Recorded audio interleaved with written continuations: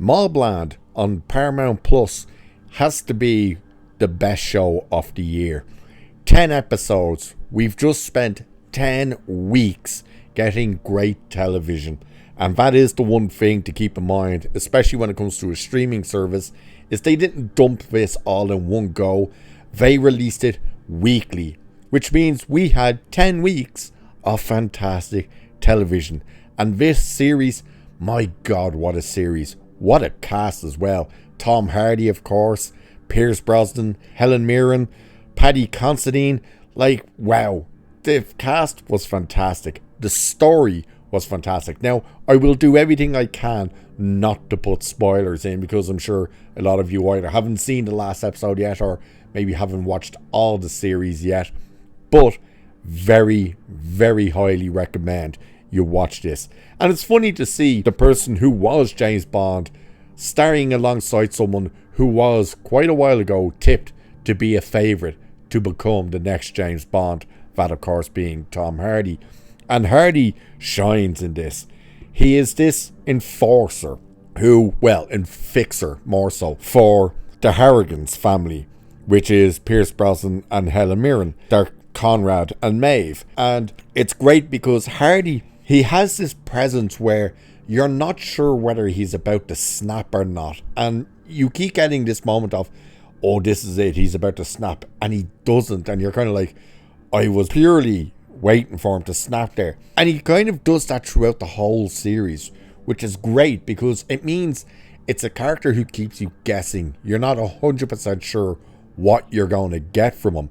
And he even has a line in like the first or second episode of, you know, this is me in first gear. Do you want to see me go to sixth? And it's like, oh, and he's badass in first. What the hell's he like if he goes to sixth? That's the interesting. Pierce Brosnan as Conrad is interesting as well, because when you're introduced to him, you think he's just going to be this kind of out of touch, losing it a bit, senile old gangster who's losing his grip on control.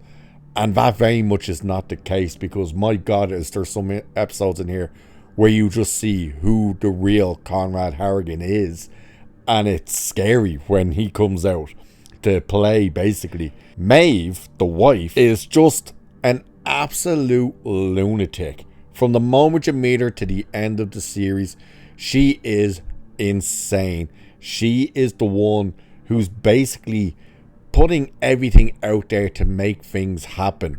And she does it in such a way that you want her to get her comeuppance, but at the same time, you don't. There's a lot like that. We even have a character, the character of Eddie, who's meant to be Paddy Considine's son in this show. He is very much a Joffrey type character in this, where he is the character you love to hate, but he does so well. It's like you hate him, you want him to get it, but at the same time you'd miss him if he wasn't there. It's an interesting way to go about. There's so many different elements as well, even stories that come into it that you think are going to be a bit weak, like the stories around the cops who are investigating. You think that's starting to get a bit weak, but it goes places where you're like, oh no, that actually led to something that's really interesting as well. It wasn't just this thing that was dropped in here and went, oh look, it's just another one of these little bit of stories to take away focus. And no, it all leads to different things. Every single element that gets set up, whether it's a bit slow or not, leads to something bigger. And that is one of the things that is great about it, is it keeps you invested. It keeps you interested, because you truly don't know where it's going to go. You don't know who you're meant to be able to trust. You don't know who is a snitch, who isn't a snitch. Whose side are they on? Who are they going to betray? Is anyone actually going to betray someone? It's all there. And I've even seen some criticism regarding the character of Harry's wife, Jan, who's played by Joanna Farragut from Downton Abbey, that people are like, oh, she's a bit of a whiner of a character. But when you look at the situation she's in, you understand exactly why she is the way she is. Like, She even says it in the show. It's like, how are we supposed to live a normal life when, you know, guys in masks are arriving at our door, the cops are on our tail all day, every day. Next minute, we're being whisked off. You know, we should be going to the cinema or something. You know, our daughter should be doing her exams. Instead, we're getting whisked off to safe houses out of nowhere, like in the middle of the night. You can understand where she's coming from. So, no, I don't think she's a whiner or anything like that. I still think she's a strong character in this because she is the other side of Harry's life. Harry very much is a family man, and we're seeing the cost of his job to the family. And that's interesting. There's even stuff from Kevin's past, Kevin Harrigan, who comes up. And it kind of, you think, wait, is this story going to derail this a little bit? Like, are they taking him out of the main focus of the show? No, it goes somewhere as well and builds to something even bigger regarding that character. It's all so intertwined and so brilliantly done. You cannot recommend this show enough.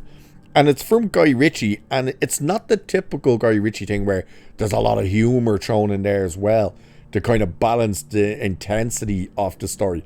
It's very much a dark, intense show.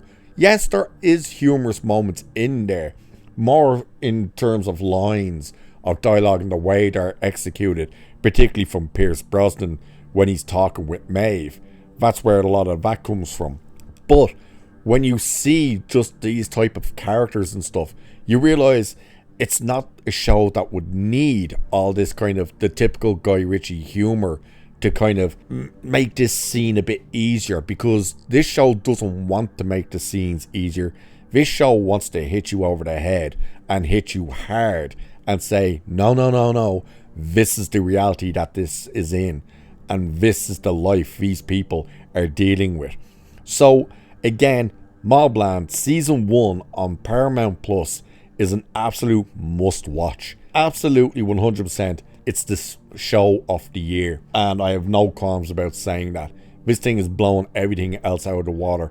Couldn't recommend it enough. If you haven't checked it out, check it out. If you have, let me know in the comments what you think of it. Did you find it as great as the rest of us seem to be finding it?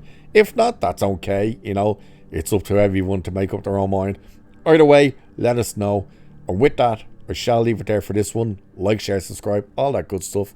Cheers, and I'll catch you in the next one.